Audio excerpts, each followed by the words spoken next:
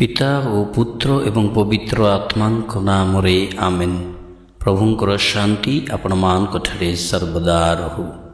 प्रिय बंधुगण, आज आम मैंने परमेश्वर साधु जॉनक जीवन विषय शिक्षा करवा।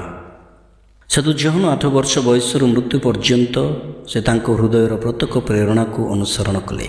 तांको पाई कष्टसाध्य पदक्षेप थिला जे मनुष्यर प्रलोभन को नुह बरं पवित्र आत्मा प्रदत्त अनुप्रेरणा को अनुसरण करवा। से सर्वदा तत्पर थिले। किंतु जो मैंने अप्राकृतिक भाव में कार्य करती से तुलन में जो एक निष्पत्ति जदि नेले जेते शीघ्र होना कहीं और जेते कष्ट होना कहीं से यहाँ साकार करने से लगी रोते।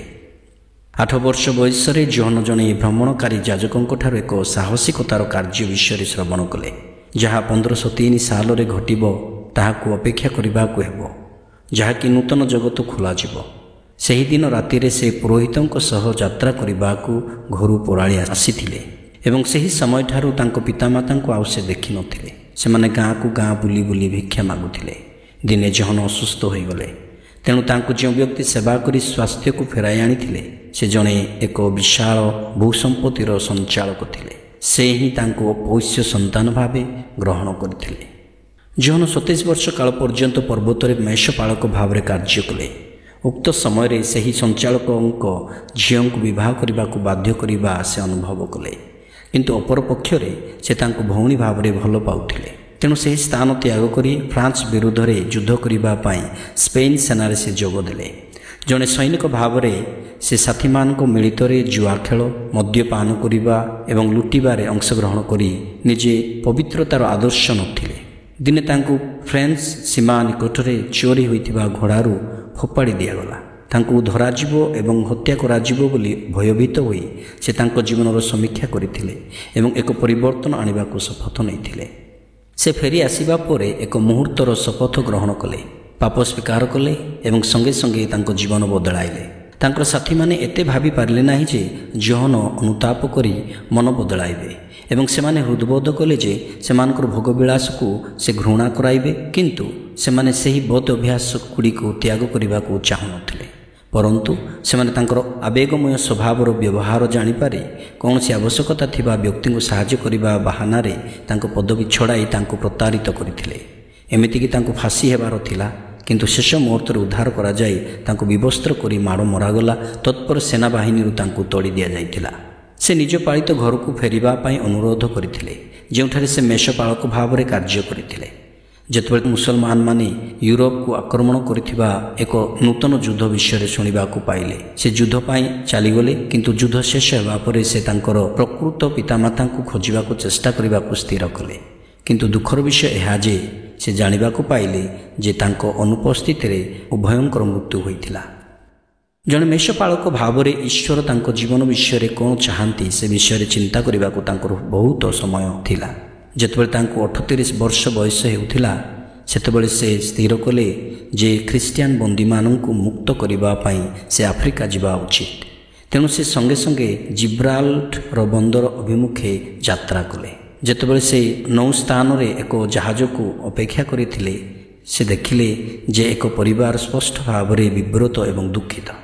सेतेबेले से आविष्कार कले जे से माने एक सम्भ्रांत परिवार, किंतु राजनैतिक षड्यंत्र जोगु से माने आफ्रिका को निर्वासित होइथिले।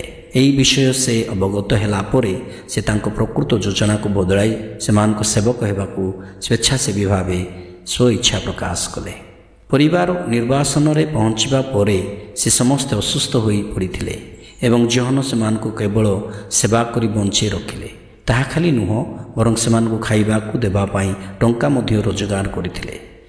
तांकर दुर्ग निर्माण काम अति दुखदायक अमानुषिक कार्य थिला, कारण निजको कैथोलिक बोली परिचय देवा लोक माने श्रमिक मानकू बहुत खराब व्यवहार सह माड़ मारुथिले। ख्रिस्टियान माने एपरी कार्य करुथिबा देखि जॉन बहुत विव्रत हेबा साथे साथे यह तांको विश्वास को थराई देला। सुतरां तांको जणे पुरोहित एही कार्य पाई मंडली को दायी न करिबाकू एवं यथाशीघ्र स्पेन जिबाकू परामर्श देइथिले। किंतु तांको नूतन पोष्य परिवार को क्षमा दिगला बोली जानिबा परे ही जॉन घर को फेरीगले। स्पेन रे से दिन बेले जहाजरू मालगुड़ी को ओह्लाइबार काम करी रात्रि काल गिर्जा को परिदर्शन करुथिले ଏବଂ ଆଧ୍ୟାତ୍ମିକ ପୁସ୍ତକ ପଠନ କରି ସମୟ ବିତାଉଥିଲେ। ଆଧ୍ୟାତ୍ମିକ ପୁସ୍ତକ ପଠନ କରିବା ତାଙ୍କୁ ଏତେ ଆନନ୍ଦ ଦେଇଥିଲା ଯେ ସେ ସ୍ଥିର କଲେ ଏହି ଆନନ୍ଦକୁ ଅନ୍ୟମାନଙ୍କ ସହିତ ସେ ବାଣ୍ଟିବା ଉଚିତ। ସେ ସେହି କାମ ଛାଡ଼ି ଏକ ପୁସ୍ତକ ବିକ୍ରେତା ହେଲେ। ସହରରୁ ସହରକୁ ଧାର୍ମିକ ପୁସ୍ତକ ଏବଂ ପବିତ୍ର କାର୍ଡ଼ ବିକ୍ରୟ କଲେ। 41 ବର୍ଷ ବୟସରେ ଏକ ଦର୍ଶନ ତାଙ୍କୁ ଗ୍ରାନାଡ଼କୁ ଆଣିଥିଲା, ଯେଉଁଠାରେ ସେ ଛୋଟ ଦୋକାନରେ ବହି ବିକ୍ରି କରିଥିଲେ। ଏହି କାରଣରୁ ସେ ପୁସ୍ତକ ବିକ୍ରେତା ଏବଂ ମୁଦ୍ରଣକାରୀଙ୍କର ଇଷ୍ଟ ସାଧୁ ଅଟନ୍ତି। ପ୍ରସିଦ୍ଧ ଆଭିଲାର ଜୋହନଙ୍କ ଠାରୁ ଅନୁତାପ ବିଷୟରେ ଏକ ଉପଦେଶ ଶୁଣିବା ପରେ ସେ ନିଜ ପାପର ଭାବନା ଦ୍ୱାରା ଏତେ ମାତ୍ରାରେ ପ୍ରଭାବିତ ହୋଇ ପୁନରୁଦ୍ଧାର ହେଲେ ଯେ ପୁରା ସହର ଭାବିଲା ସେ ପୁସ୍ତକ ବିକ୍ରେତା ଛୋଟ ଦୋକାନୀ ପାଗଳାମୀ ହୋଇଯାଇଛନ୍ତି। କାରଣ ଉପଦେଶ ଶ୍ରବଣ କରିବା ପରେ ତାଙ୍କ ଦୋକାନକୁ ସେ ଦୌଡ଼ି ଯାଇ ତାଙ୍କ ପାଖରେ ଥିବା ସମସ୍ତ ଧର୍ମ ନିରପେକ୍ଷ ବା ଅଣଖ୍ରୀଷ୍ଟୀୟ ଧର୍ମ ପୁସ୍ତକ ଚିରିଦେଲେ ଏବଂ ତାଙ୍କର ସମସ୍ତ ଧାର୍ମିକ ପୁସ୍ତକ ଓ ସମସ୍ତ ଟଙ୍କା ଦାନ କରିଦେଲେ। ତା ସହିତ ସେ ପୋଷାକ ଚିରି କାନ୍ଦୁଥିଲେ। ସେହି ସହରର ଲୋକ ଏବଂ ସେମାନଙ୍କ ପିଲାମାନଙ୍କ ଠାରୁ ସେ ଅପମାନ, ଥଟ୍ଟା, ଏପରିକି ପଥର ଓ କାଦୁଅର ଶିକାର ହୋଇଥିଲେ। ମାନସିକ ଅଶାନ୍ତ ଯୋଗୁଁ ବାତୁଳ ଜୋହନଙ୍କୁ ତାଙ୍କ ବନ୍ଧୁମାନେ ରୟାଲ ହସ୍ପିଟାଲକୁ ନେଇଗଲେ, ଯେଉଁଠାରେ ତାଙ୍କୁ ପାଗଳଙ୍କ ସହିତ ଅନ୍ତର୍ଭୁକ୍ତ କରାଇ ଏକ ନିର୍ଦ୍ଦିଷ୍ଟ ସ୍ଥଳୀରେ ଆବଦ୍ଧ କରି ରଖାଗଲା। ଜୋହନ ସେହି ସମୟର ମାନସିକ ଚିକିତ୍ସା ଭୋଗିଲେ। ତାଙ୍କୁ ବନ୍ଧାଯାଇ ସବୁବେଳେ ଚାବୁକ ପ୍ରହାର କରାଗଲା। ଆଭିଲାର ଜୋହନ ସେଠାକୁ ତାଙ୍କୁ ଦେଖା କରିବାକୁ ଆସିଥିଲେ ଏବଂ ତାଙ୍କୁ କହିଥିଲେ ଯେ 40 ଦିନ ପାଇଁ ତାଙ୍କର ଅନୁତାପ କରିବା ବହୁତ ଯଥେଷ୍ଟ। ଯେମିତି ପ୍ରଭୁ ମରୁଭୂମିରେ ଯନ୍ତ୍ରଣା ଭୋଗିଥିଲେ ଏବଂ ତତ୍ପରେ ଜୋହନ ଡାକ୍ତରଖାନାର ଏକ ଉତ୍ତମ ସ୍ଥାନକୁ ଚାଲିଗଲେ। ପରମେଶ୍ୱରଙ୍କର ଜୋହନ ଦୁଃଖ ଦେଖିଲା ପରେ ସେହି ବିଷୟରେ କିଛି କରିବାକୁ ଚେଷ୍ଟା ନ କରି କଦାପି ରହିପାରିବେ ନାହିଁ। ଯଦିଓ ବର୍ତ୍ତମାନ ସେ ଜଣେ ରୋଗୀ, ଅଥଚ ସେ ସ୍ୱାଧୀନ ଭାବେ ଏଣେ ତେଣେ ବୁଲୁଥିଲେ ଓ ସଙ୍ଗେ ସଙ୍ଗେ ଉଠି ତାଙ୍କ ଆଖପାଖରେ ଥିବା ଅନ୍ୟ ଅସୁସ୍ଥ ଲୋକଙ୍କୁ ସାହାଯ୍ୟ କରୁଥିଲେ। ସେ ବେତନ ପ୍ରାପ୍ତ ନ କରି ସେବାର ସହାୟତା ପ୍ରଦାନ କରୁଥିବାରୁ ଡାକ୍ତରଖାନା ତାଙ୍କୁ ଲାଭ କରି ଆନନ୍ଦିତ ଥିଲା ଏବଂ ଦିନେ ଡାକ୍ତରଖାନା ଭିତରକୁ ପ୍ରବେଶ କରି ସେ ନିଜ ଡାକ୍ତରଖାନା ଆରମ୍ଭ କରିବାକୁ ଯାଉଛି ବୋଲି ଘୋଷଣା କରିବାର ଶୁଣି ତାଙ୍କୁ ସେହିଠାରୁ ମୁକ୍ତ କରିବାରେ ଖୁସି ନଥିଲେ। ଜୋହନ ହୁଏତ ସକାରାତ୍ମକ ହୋଇପାରିଥିବେ ଯେ ପରମେଶ୍ୱର ଚାହୁଁଥିଲେ ଅନ୍ୟ ଡାକ୍ତରଖାନାରୁ ଖରାପ ଚିକିତ୍ସା ପାଇଥିବା ଗରିବଙ୍କ ପାଇଁ ଏକ ଡାକ୍ତରଖାନା ଆରମ୍ଭ କରନ୍ତୁ, କିନ୍ତୁ ଅନ୍ୟ ସମସ୍ତେ ତାଙ୍କୁ ପାଗଳ ବୋଲି ହିଁ ଭାବୁଥିଲେ। ଚତୁର୍ଦିଗରେ ଗୃହ ବେଷ୍ଟିତ ଖୋଲା ଜାଗାରେ ଜୋହନ କାଠ ବିକ୍ରି କରି ଅର୍ଥ ଯୋଗାଡ଼ କରିବେ, ପୁଣି ନିଜ ଯୋଜନାକୁ କାର୍ଯ୍ୟକାରୀ କରିବା ପାଇଁ ଚେଷ୍ଟା କରିବାର ନିଷ୍ପତ୍ତି ନେଲେ, କିନ୍ତୁ ଏହା ସାହାଯ୍ୟ କଲା ନାହିଁ। ଅଟ୍ଟାଳିକା ଏବଂ ବ୍ରିଜ ତଳେ ରହୁଥିବା ପରିତ୍ୟକ୍ତ ଗରିବ ଲୋକଙ୍କୁ ସେ ରାତିରେ ନିଜର ରୋଜଗାର କରିଥିବା ଅଳ୍ପ କିଛି ଟଙ୍କାରୁ ଖାଦ୍ୟ ଏବଂ ଆରାମ ଯୋଗାଇ ଦେଉଥିଲେ। ଏହିପରି ତାଙ୍କର ପ୍ରଥମ ଡାକ୍ତରଖାନା ଗ୍ରାନାଡ଼ର ରାସ୍ତା କରୁଥିଲା। ଗରିବଙ୍କ ରହିବା ପାଇଁ ଘର ଦିଅ ବୋଲି ଏକ ଝରକା ଭିତରୁ ଏକ ଚିହ୍ନ ଦେଖିବାର ଏକ ଘଣ୍ଟା ମଧ୍ୟରେ ସେ ଘର ଭଡ଼ା ନେଇଥିଲେ, ଯେଉଁଠାରେ ସେ ଘର ଭିତରୁ ସେବା ଯୋଗାଇ ପାରିବେ।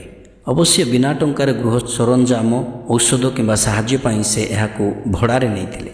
ସେ ଶଯ୍ୟା ପାଇଁ ରାସ୍ତାରେ ବୁଲି ବୁଲି ଟଙ୍କା ମାଗିବା ବେଳେ ଅସୁସ୍ଥ ରୋଗୀଙ୍କୁ ନିଜ କାନ୍ଧରେ ନେଇଯାଇଥିଲେ, ଯେଉଁ କାନ୍ଧରେ ପଥର, କାଠ ଓ ବହି ବୋହିଥିଲେ। ରାତିରେ ପ୍ରାର୍ଥନା କରୁଥିବା ସମୟରେ ସେ ସେମାନଙ୍କୁ ସଫା କଲେ, ସେମାନଙ୍କର କ୍ଷତ ବାନ୍ଧିଦେଲେ ଏବଂ ସେମାନଙ୍କର ଚିରା ପୋଷାକ ସିଲାଇ ଦେଲେ। ଜଣେ ବୁଲାବିକାଳି ହିସାବରେ ସେ ନିଜର ପୁରୁଣା ଅଭିଜ୍ଞତାକୁ ବ୍ୟବହାର କରି ଭିକ୍ଷା ମାଗିଲେ ତଥା ବୁଲା ବିକ୍ରେତାଙ୍କ ସ୍ୱରରେ ରାସ୍ତାରେ ଚିଲାଉଥିଲେ, ନିଜ ପାଇଁ ଭଲ କର, ଭଗବାନଙ୍କ ପ୍ରେମ ପାଇଁ ଭାଇମାନେ ଭଲ କର। ଦ୍ରବ୍ୟ ବିକ୍ରୟ କରିବା ପରିବର୍ତ୍ତେ ତାଙ୍କୁ ଯାହା ଦିଆଗଲା ସେ ସବୁକୁ ନେଇଥିଲେ, ଅର୍ଥାତ୍ ଖଣ୍ଡିଆ ଖାବରା ଜିନିଷପତ୍ର, ପୋଷାକ ଓ ମୁଦ୍ରା ଯାହା ତାଙ୍କୁ ଏଠୁ ସେଠୁ ମିଳିଲା ସେ ସମସ୍ତ ନେଇଥିଲେ। ତାଙ୍କ ଜୀବନ ସାରା ସେ ଲୋକମାନଙ୍କ ସମାଲୋଚନାର ପାତ୍ର ହୋଇଥିଲେ, ବିଶେଷ କରି ଯେଉଁମାନେ ତାଙ୍କୁ ପସନ୍ଦ କରୁନଥିଲେ। ଏଇଥିପାଇଁ କାରଣ ସେ ତାଙ୍କର ପ୍ରେରଣାଦାୟକ ପ୍ରେମ ପରିଚୟ ପତ୍ର କିମ୍ବା ଚରିତ୍ର ସାକ୍ଷୀ ନ ପଚାରି ଆବଶ୍ୟକ କରୁଥିବା ବ୍ୟକ୍ତିଙ୍କୁ ଆଲିଙ୍ଗନ କରିଥିଲେ। ଯେତେବେଳେ ସେ ତାଙ୍କ ହସ୍ପିଟାଲକୁ ଏକ ପୁରୁଣା କାର୍ମେଲାଇଟ୍ ମଠକୁ ସ୍ଥାନାନ୍ତର କରିବାକୁ ସକ୍ଷମ ହୋଇଥିଲେ, ସେତେବେଳେ ସେ ମଠର ବୃହତ୍ କୋଠରୀରେ ଏକ ଭୂମିହୀନ ଆଶ୍ରୟସ୍ଥଳ ଖୋଲିଥିଲେ। ସଙ୍ଗେ ସଙ୍ଗେ ସମାଲୋଚକମାନେ ତାଙ୍କୁ ଖଳ ପ୍ରକୃତି ଲୋକମାନଙ୍କୁ ପ୍ରଶ୍ରୟ ଦେଉଛି କହି ଏକ ମିଛ ବିଷୟ ଛନ୍ଦି ବନ୍ଦ କରିବାକୁ ଚେଷ୍ଟା କରିଥିଲେ। ଏହି ସମାଲୋଚନା ପାଇଁ ସର୍ବଦା ଏକ ଉତ୍ତର ଥିଲା ଯେ ସେ ଡାକ୍ତରଖାନାରେ କେବଳ ଗୋଟିଏ ଖରାପ ଚରିତ୍ର ବିଷୟରେ ସେ ଜାଣିଥିଲେ ଏବଂ ତାହା ସେ ନିଜେ ଥିଲେ। ଯେତେବେଳେ ସେ ଆବଶ୍ୟକତା ଦେଖିଲେ ତୁରନ୍ତ କାର୍ଯ୍ୟ କରିବାକୁ ତାଙ୍କର ଉତ୍ସାହ ତାଙ୍କୁ ଅନେକ ଥର ଅସୁବିଧାରେ ପକାଇଥିଲା। ଥରେ ଯେତେବେଳେ ଏକ ଦଳ ଲୋକ ଅନାହାରରେ ଥିବା ସେ ଜାଣିଲେ ସେ ଏକ ଘର ଭିତରକୁ ଦୌଡ଼ିଗଲେ ଏବଂ ଏକ ହାଣ୍ଡି ଖାଦ୍ୟ ଚୋରି କରି ସେମାନଙ୍କୁ ଖାଇବାକୁ ଦେଲେ। ସେହି ଦାନ କାର୍ଯ୍ୟ ପାଇଁ ତାଙ୍କୁ ଗିରଫ କରାଯାଇଥିଲା। ଅନ୍ୟ ଏକ ସମୟରେ ଚିରାଫଟା ପୋଷାକ ପିନ୍ଧିଥିବା ଏକ ଦଳ ପିଲାମାନଙ୍କୁ ସେ ଦେଖିଲେ। ସେ ଯଥାଶୀଘ୍ର ସେମାନଙ୍କୁ ଏକ ପୋଷାକ ଦୋକାନକୁ ନେଇଗଲେ ଏବଂ ସମସ୍ତଙ୍କ ପାଇଁ ନୂତନ ଜାମା କିଣିଲେ।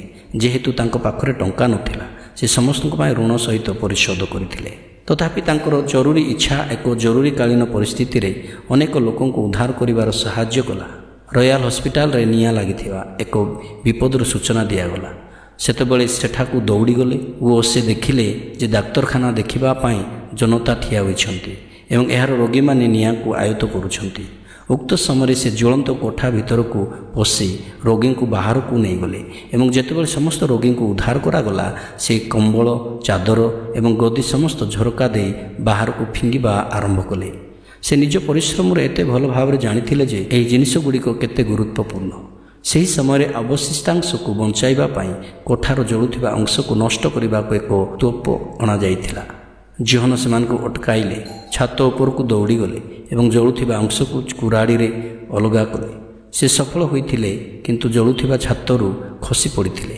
ସମସ୍ତେ ଭାବୁଥିଲେ ଯେ ସେମାନେ ସେମାନଙ୍କର ହିରୋକୁ ହରାଇଥିଲେ, ଯେଉଁ ପର୍ଯ୍ୟନ୍ତ ପରମେଶ୍ୱରଙ୍କ ଜୋହନ ଚମତ୍କାର ଭାବରେ ଧୂଆଁରୁ ବାହାରକୁ ଆସିନଥିଲେ। ଏହି କାରଣରୁ ପରମେଶ୍ୱରଙ୍କ ଜୋହନ ଅଗ୍ନିଶମ କର୍ମଚାରୀଙ୍କ ପୃଷ୍ଠପୋଷକ ଅଟନ୍ତି। ଧନ୍ୟବାଦ।